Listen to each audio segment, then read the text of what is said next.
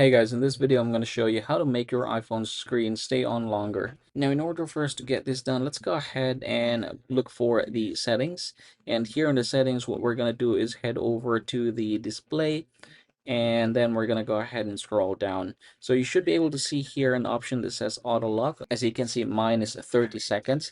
Now there is a bit of an issue here. As you can see, it's grayed out, so I can't click it. Now to fix that, I want you to head over to the battery, and in the battery what you're going to do is turn off the low power mode.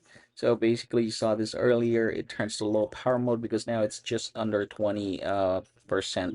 So we're gonna head over back to the display and brightness right here, and we should be able to click the auto lock this time, and then this time go ahead and choose, depending on how long you want it to be, 5 minutes at max, or you can just go ahead and turn the never, and it's just going to consume more energy and it's not going to shut itself down.